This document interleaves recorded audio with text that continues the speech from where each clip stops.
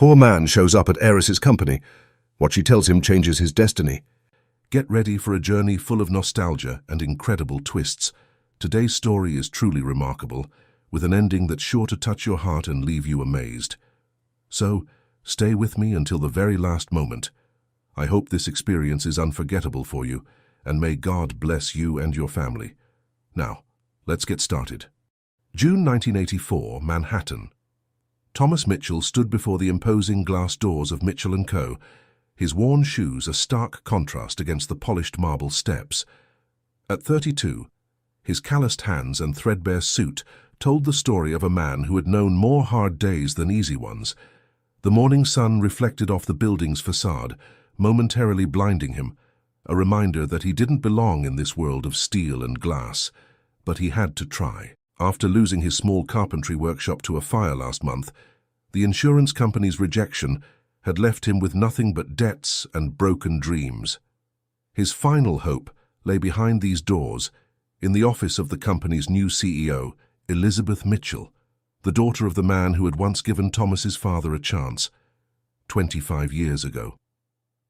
The security guard eyed him suspiciously as he approached the reception desk. "I'm here to see Miss Mitchell," Thomas said, his voice steadier than his nerves. "Do you have an appointment?" The receptionist's perfectly manicured nails tapped against her keyboard. "No, but Miss Mitchell doesn't see anyone without an appointment." Her tone suggested this conversation was already over. Thomas leaned forward slightly. "Please, my father worked for her father. James Mitchell gave him a chance when nobody else would. My name is Thomas Mitchell, no relation to the family. I just need 5 minutes." The receptionist's finger hovered over the security button, but something in Thomas's earnest expression made her hesitate. After a moment, she picked up the phone. That's when he saw her. Elizabeth Mitchell stepped out of the elevator, surrounded by a group of executives. At 28, she commanded attention not through loud authority, but with quiet confidence. Her burgundy business suit and pearl necklace spoke of old money, but there was something in her eyes, a hint of warmth that reminded Thomas of her father. She was heading toward the conference room when she overheard his name. Elizabeth paused, turning toward the reception desk. The executives continued walking, but she remained, studying the man in the worn suit. "Did you say Mitchell?" she asked, approaching them. "Kind as in Harold Mitchell's son." Thomas nodded, surprised she knew his father's name. "Yes, ma'am." Elizabeth's face softened with recognition. "Harold Mitchell, he built my father's first office furniture by hand. Dad used to say he'd never seen such fine craftsmanship." She dismissed the receptionist's concerned look with a gentle wave. "I have 10 minutes before the board meeting. Come with me, Mr. Mitchell." As Thomas followed her to her office, he couldn't help but notice how the morning light caught in her auburn hair, creating a halo effect that made her seem almost ethereal. But it was her next words that truly captured his attention. "So, tell me, Mr. Mitchell, what brings the son of my father's favorite craftsman to my office today?" Thomas took a deep breath, knowing these next few minutes could change everything. What he didn't know was just how right he was, but not for the reasons he imagined. The antique grandfather clock in Elizabeth's office ticked away the seconds, its steady rhythm marking the beginning of a story that would upend both their lives in ways neither could predict. Elizabeth Mitchell's office reflected the dual nature of its occupant. While the latest IBM computer sat on her mahogany desk, the walls were adorned with vintage photographs of New York's evolution. Thomas found himself drawn to one particular image, a black-and-white photograph of the building's construction in 1962, where he spotted a familiar face. "That's my father," he said softly, pointing to a man examining wooden scaffolding. He wasn't just a furniture maker, he supervised all the woodwork during construction. Elizabeth joined him by the photograph, her heels clicking against the hardwood floor. "I know. My father kept detailed records of everyone who helped build this company." She turned to face him. "Which makes me wonder why his son is standing in my office, looking like he hasn't slept in days." Thomas's fingers unconsciously traced the burn scar on his right hand, a reminder of his futile attempt to save his workshop. "I had a small carpentry business in Brooklyn, specialized in custom furniture, just like my father. 2 weeks ago, there was a fire. The insurance company. His voice trailed off. They denied your claim, Elizabeth finished, her expression darkening. She walked to her desk, pressed the intercom button. Sandra, reschedule the board meeting. Something more important has come up. Thomas shifted uncomfortably.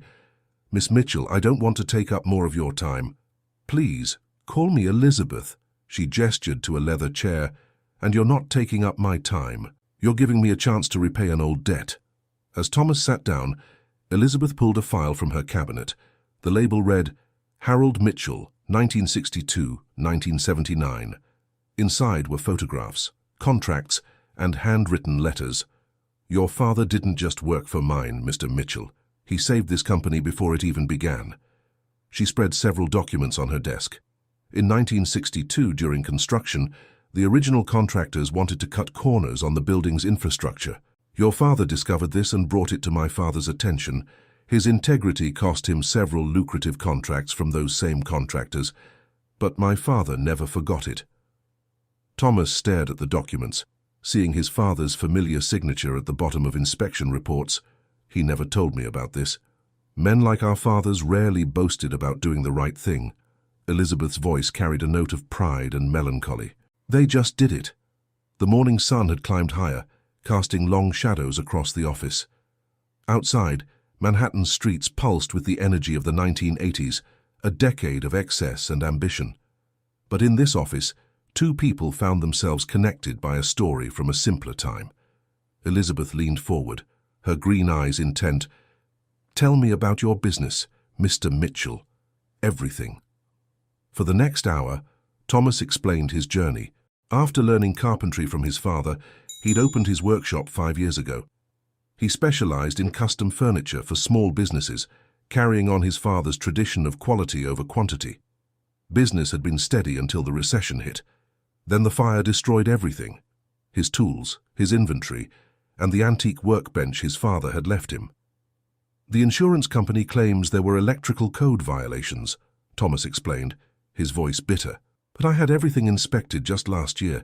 They're using a technicality to avoid paying. Elizabeth listened intently, occasionally making notes. The more Thomas spoke, the more she recognized her father's descriptions of Harold Mitchell in his son, the same integrity, the same dedication to craft over profit. What would it take to restart? She asked, her pen poised over her notepad. Thomas had done the calculations countless times in his sleepless nights. 20,000 for basic equipment and a small workspace, 35,000 to really do it right. He laughed humorlessly. Might as well be $1 million.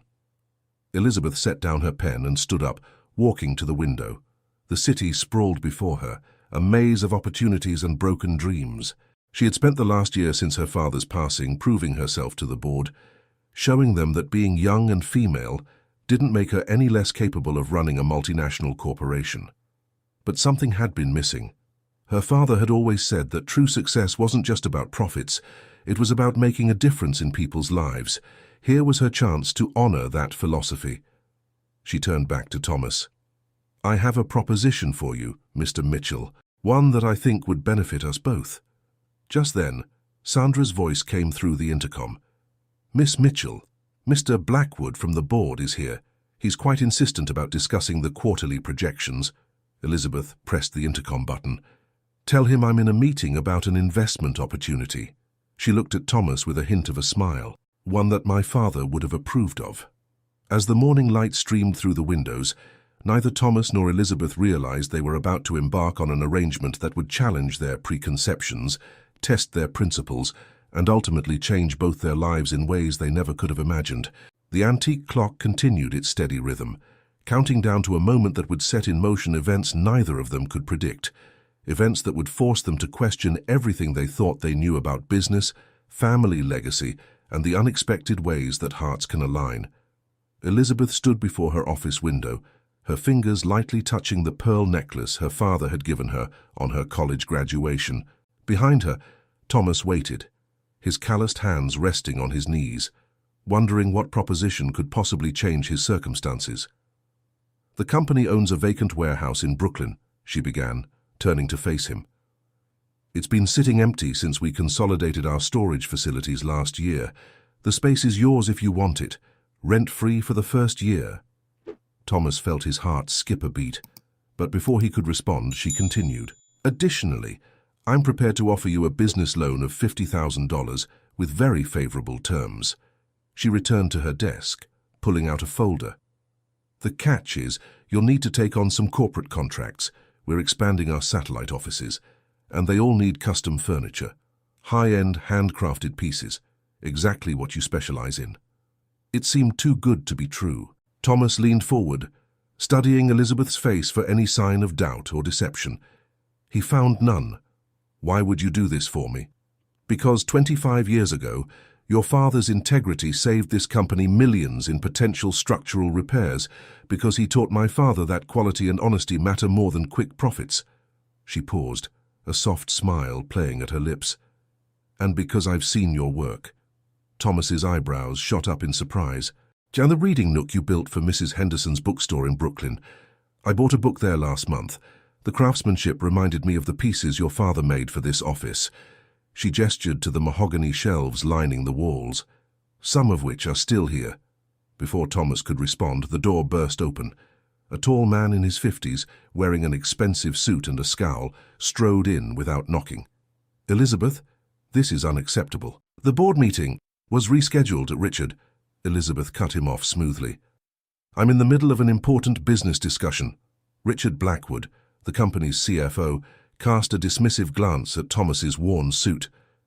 This doesn't look like business to me, it looks like charity. The temperature in the room seemed to drop several degrees.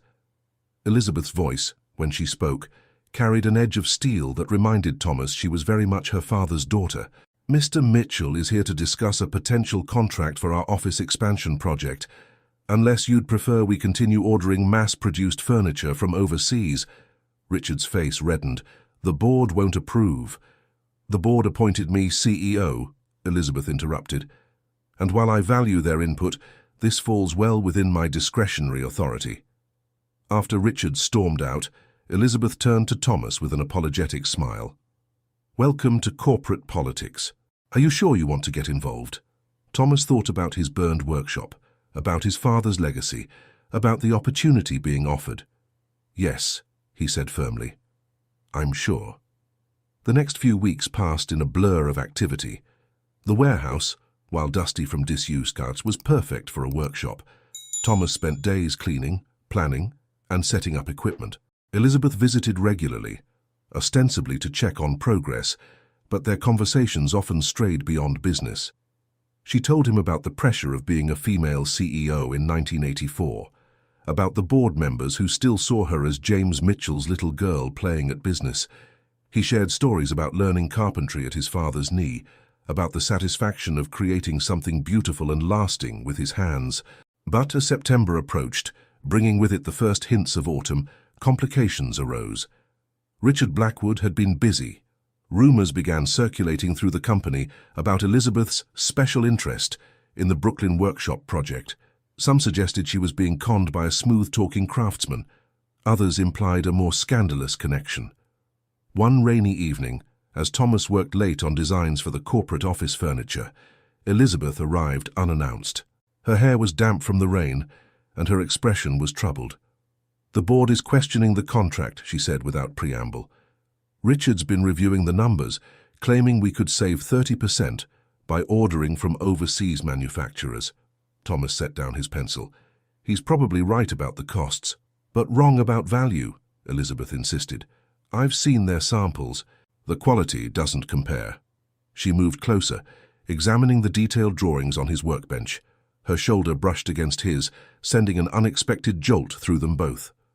For a moment, neither spoke, acutely aware of their proximity in the quiet workshop.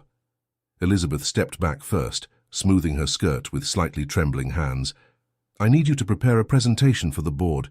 Show them why handcrafted quality matters. I'm a carpenter, not a salesman, Thomas protested. You're an artist, Elizabeth corrected. Show them that. As she turned to leave, Thomas called after her. Why are you fighting so hard for this? Elizabeth paused at the door, the rain creating a silver curtain behind her. So because some things are worth fighting for. The words hung in the air long after she left, leaving Thomas to wonder if she was talking about the contract, his craftsmanship, or something else entirely. The following weeks brought new challenges. Richard Blackwood's opposition grew more overt. He began showing up at the workshop unannounced, inspecting Thomas's work with barely concealed skepticism. His questions were probing, clearly seeking flaws or delays that could justify cancelling the contract, but Thomas's work was impeccable. The first pieces for the corporate offices were nearing completion, each one a testament to the dying art of true craftsmanship. Elizabeth continued her regular visits, her eyes lighting up at each new creation. One afternoon, as summer faded into fall, Thomas was applying the final coat of finish to a conference table when Richard arrived with 2 board members in tow. "Impressive," one of them admitted, running his hand along the smooth surface. "But can you produce enough pieces to meet our timeline?" "With proper planning and perhaps 1 or 2 skilled assistants, yes," Thomas answered confidently. Richard's smile was cold. "And if we double the order?" "Triple it." Thomas met his gaze steadily. "Then I'd tell you no, quality takes time. I won't compromise on that." After they left, Thomas realized he might have just played into Richard's hands, but when he told Elizabeth about the exchange later that day, she surprised him by laughing. "You sounded exactly like my father just then," she said, her eyes twinkling. "He always said the hardest word in business is no." As September drew to a close, Thomas's workshop was beginning to feel like a real business again. The first corporate pieces were ready for delivery, and Elizabeth had arranged for professional photographs for the company catalogue. But on the evening of the photo shoot, everything changed. Thomas was adjusting the lighting around a particularly fine desk when Elizabeth arrived with news that would alter the course of their carefully laid plans. "Richard called an emergency board meeting for tomorrow morning," she said, her voice tight with anger. "He's making a motion to cancel all local contracts in favor of overseas manufacturing. He claims he can prove it's in the company's best interest." The implications were clear. If the board voted with Richard, everything they'd worked for would be lost. But as Thomas looked at Elizabeth's worried face, he realized he was more concerned about losing something else entirely, something neither of them had dared to acknowledge. The antique clock from his father's workshop, which he'd salvaged from the fire, ticked steadily in the corner, counting down the hours until a decision that would change everything. The morning of the board meeting dawned grey and cold. Thomas paced in his workshop, surrounded by the fruits of 2 months' labor. Each piece of furniture told a story, not just of craftsmanship, but of renewal, of second chances, of something deeper he wasn't ready to name. The phone rang, shattering his reverie.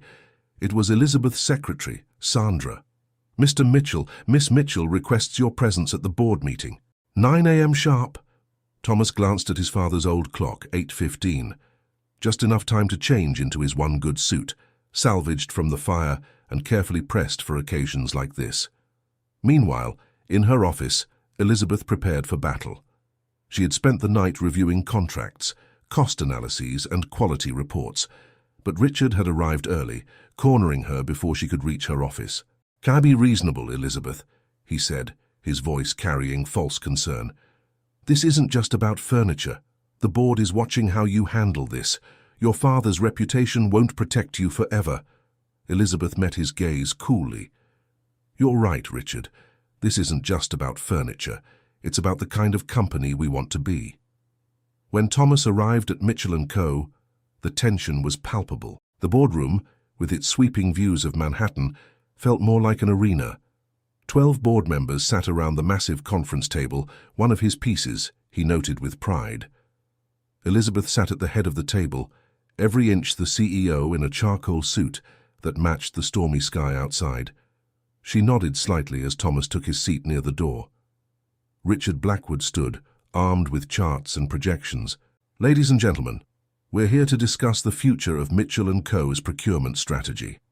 Currently, we're spending excessive amounts on local, artisanal furniture when overseas manufacturers can provide similar products at a fraction of the cost." He clicked through slides showing price comparisons, profit margins, and production timelines. Mr. Mitchell's workshop, while quaint, cannot match the efficiency of modern factories. This isn't 1962 anymore. Thomas felt the eyes of every board member on him. He resisted the urge to adjust his tie, a birthday gift from his father years ago. Then Richard played his trump card. Furthermore, I've uncovered some concerning information about Mr. Mitchell's previous business. He distributed folders to each board member. The fire that destroyed his workshop. There are questions about its origin. The insurance company's investigation suggested negligence. The room erupted in murmurs. Thomas stood abruptly, his chair scraping against the floor. That's a lie. We have the insurance company's report, Richard continued smoothly, along with some interesting financial records. It seems Mr. Mitchell was behind on his loans before the fire. Convenient timing, wouldn't you say?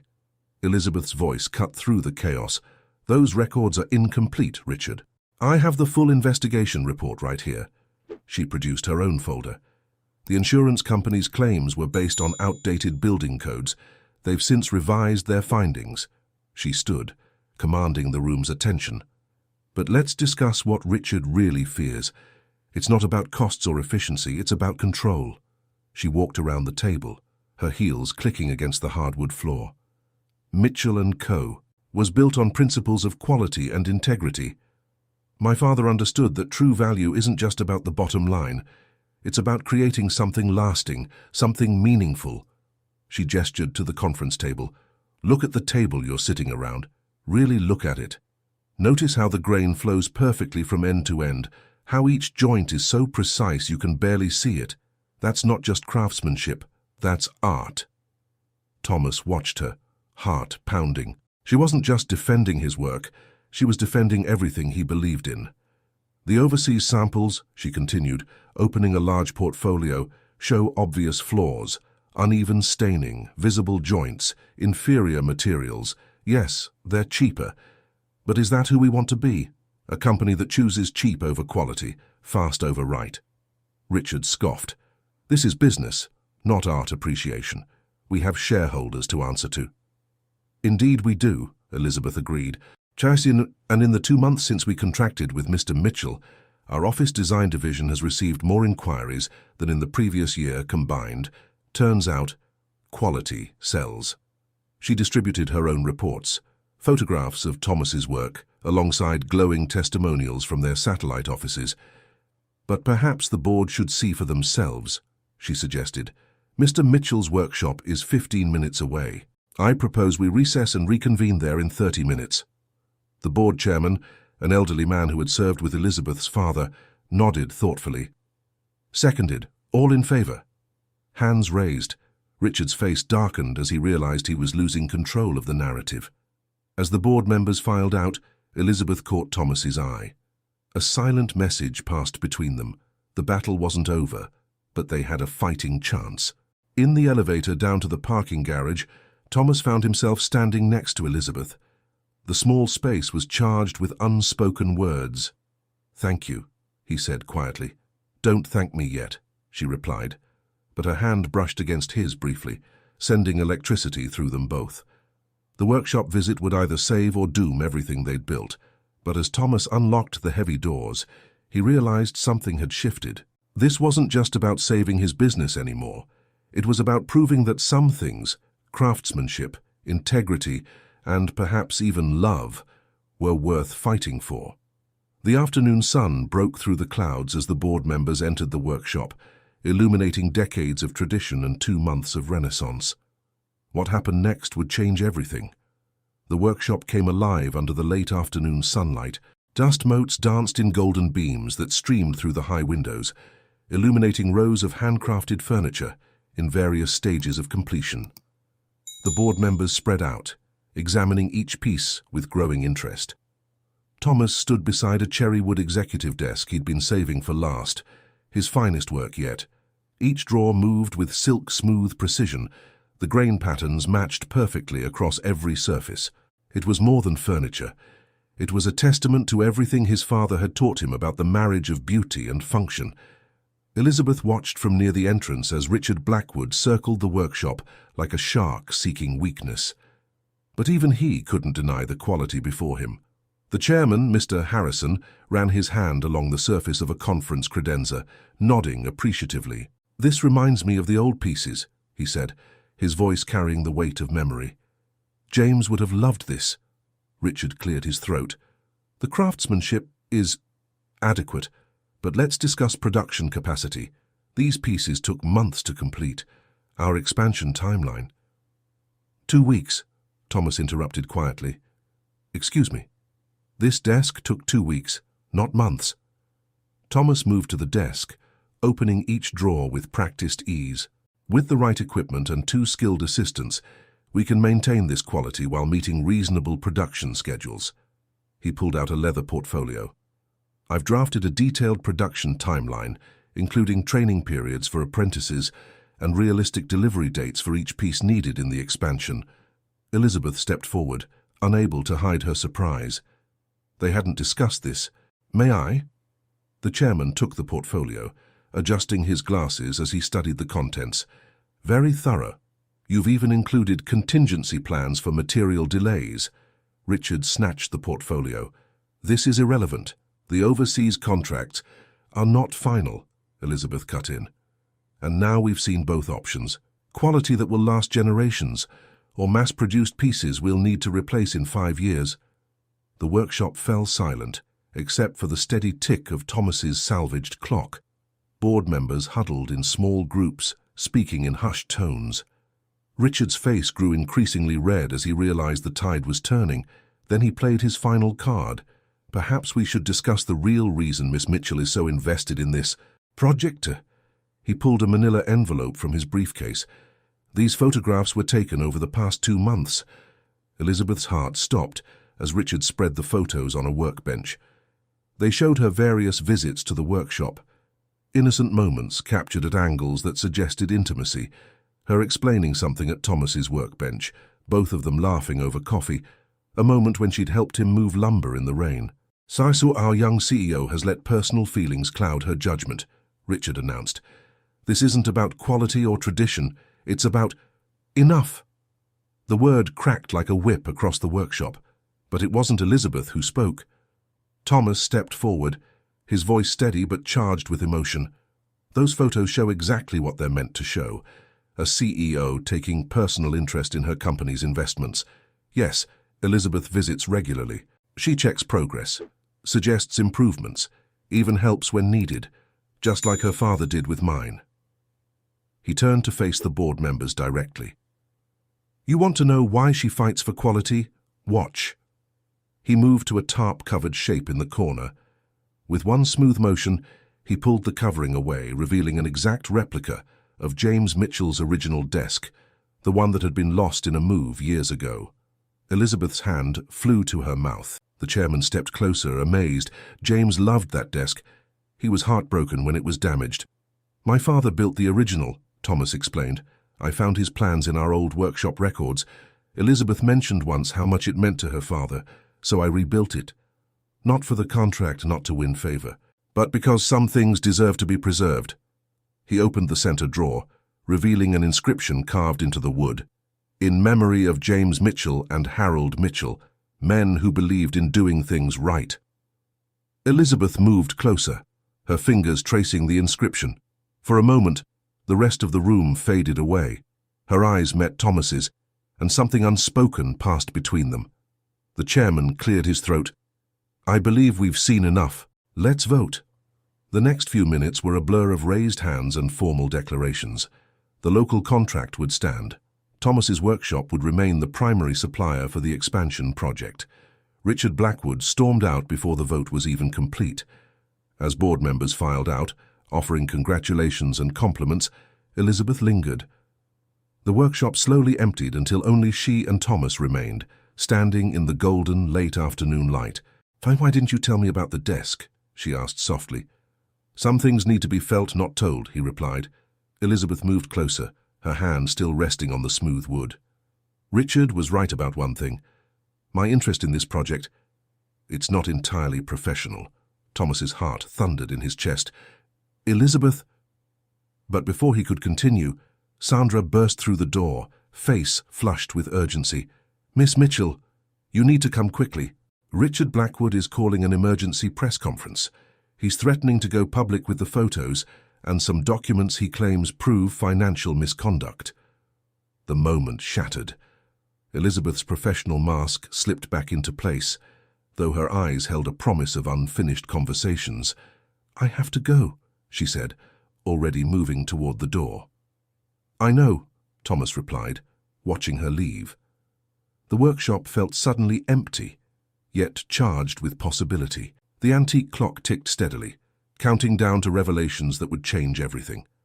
The battle was won, but the war was far from over. And somewhere between the sawdust and sunshine, something had shifted, something neither Thomas nor Elizabeth could deny any longer, even as new storms gathered on the horizon. Evening shadows lengthened across Manhattan as Elizabeth's car weaved through traffic toward the Mitchell & Co. headquarters.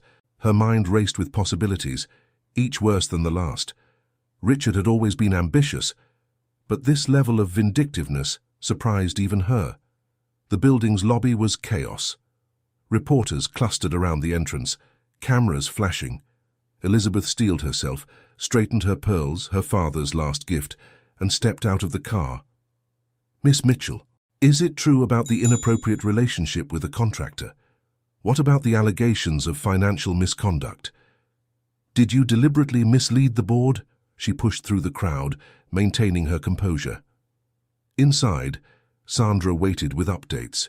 "Richard's in the press room on the second floor. He's got files, photos. He's telling everyone who'll listen that you've compromised the company's integrity." Elizabeth's jaw tightened. "Fios, what else?"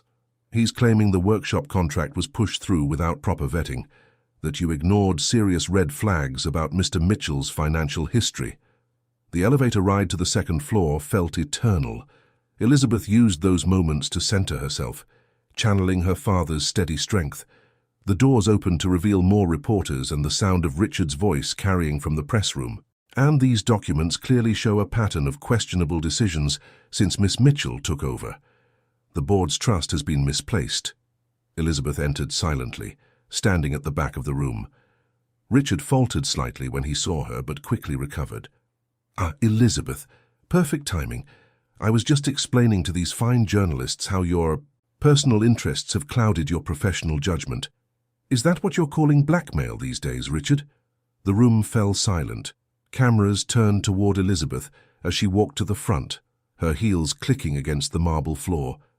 "What you've forgotten, Richard, is that I grew up in this company. I learned from my father, and from watching men like you try to undermine him." She reached into her briefcase, pulling out a thick folder. "You want to discuss financial misconduct? Let's talk about the offshore accounts you've been using to skim profits from our overseas manufacturing contracts, the ones you pushed so hard for." Richard's face paled. "That's absurd." "Is it? Because I have bank statements, wire transfers, and testimony from 3 separate account managers. I've spent the last year building this case, waiting to see if you'd do the right thing. Instead, you chose this." She turned to the reporters. "The real story isn't about a workshop contract or some manufactured scandal. It's about corporate greed versus integrity, about choosing what's right over what's easy." The press room erupted with questions. Richard tried to speak but was drowned out. Elizabeth held up her hand for silence. "A full audit of all overseas contracts will begin tomorrow. The SEC has already been notified. Mr. Blackwood's alleged concerns about my leadership are, I suspect, an attempt to discredit me before his activities came to light." Richard lunged for the podium. "You can't prove anything. Actually, she can."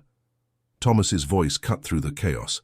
He stood in the doorway, and beside him was someone Richard clearly hadn't expected to see, his own assistant, Julie. "Miss Chen," Elizabeth acknowledged with a slight nod. "How would you like to share what you told me this morning?" Julie stepped forward, clutching a manila envelope. "I've been keeping records of Mr. Blackwood's transactions for the past 3 years, the offshore accounts, the kickbacks from manufacturers, all of it." The room exploded with camera flashes and shouted questions. Richard made a move toward the door, but found his path blocked by security. Elizabeth's voice rose above the din. "A press package with full documentation will be distributed tomorrow morning. For now, I believe the police would like to ask Mr. Blackwood some questions." As Richard was led away, Elizabeth felt a profound exhaustion settle over her. The adrenaline that had carried her through the confrontation began to fade. She found Thomas waiting in the hallway after the reporters had gone.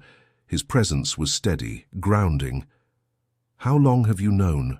he asked quietly. "How's about Richard? Almost a year. But I needed proof that would stand up in court." She leaned against the wall, suddenly looking vulnerable. "I couldn't tell you.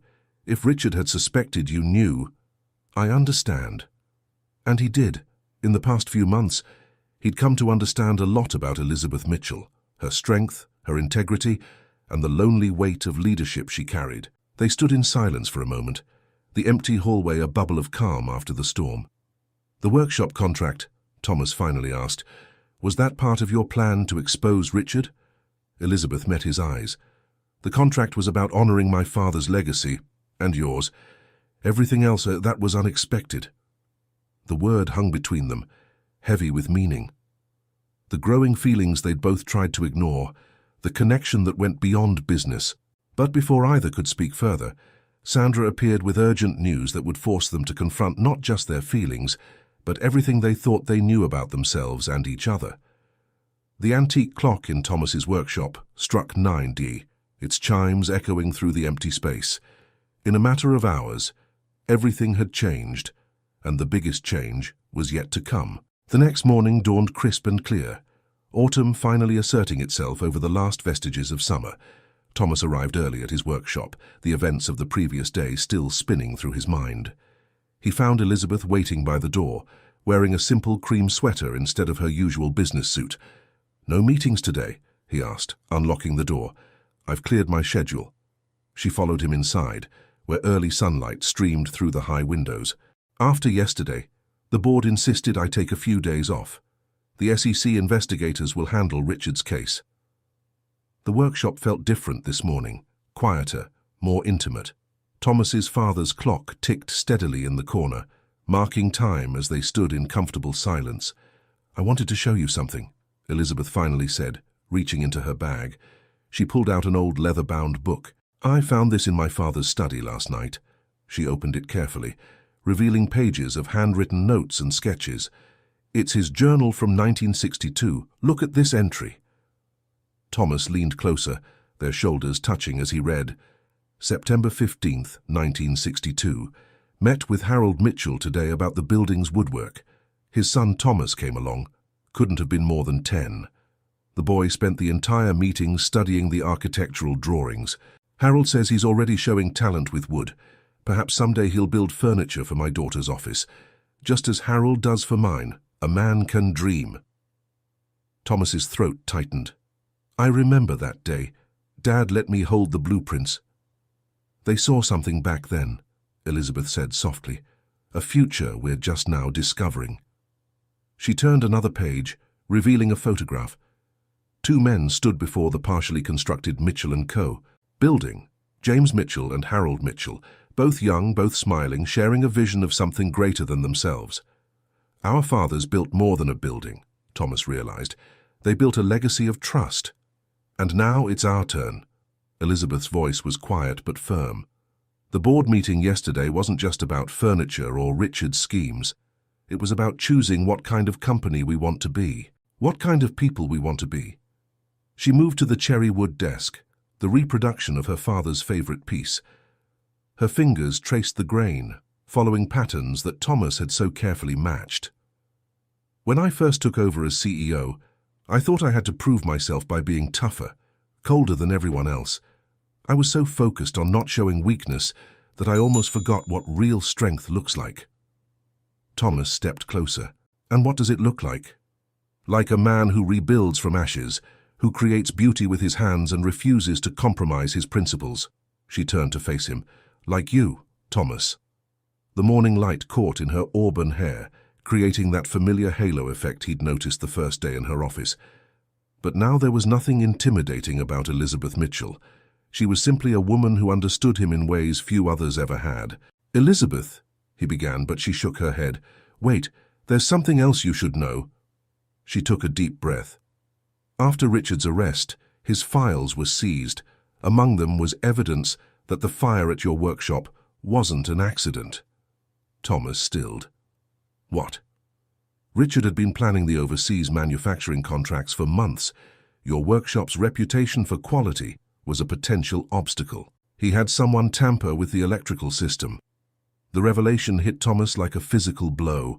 All those months of guilt, wondering if he'd missed something, if he could have prevented it. "The police have the proof," Elizabeth continued.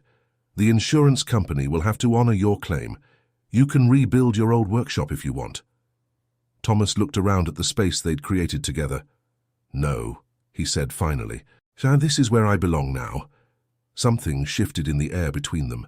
The morning light seemed to hold its breath.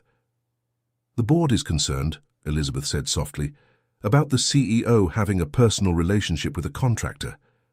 "And what about you? What are you concerned about?" "Losing my heart to the son of my father's friend, mixing business with pleasure, breaking all the rules I've spent years upholding." She smiled. "Teos, and not being concerned enough about any of it." Thomas reached out, tentatively touching her cheek. "Your father's journal entry got one thing wrong, you know." "What's that?" "I'm not building furniture for your office." His thumb brushed her cheekbone. "I'm building it with you. Everything we've created here, it's been a partnership." Elizabeth leaned into his touch. "Partners, then." "Partners," he agreed, and finally closed the distance between them. Their first kiss was soft, tentative, a meeting of equals, a beginning rather than an ending.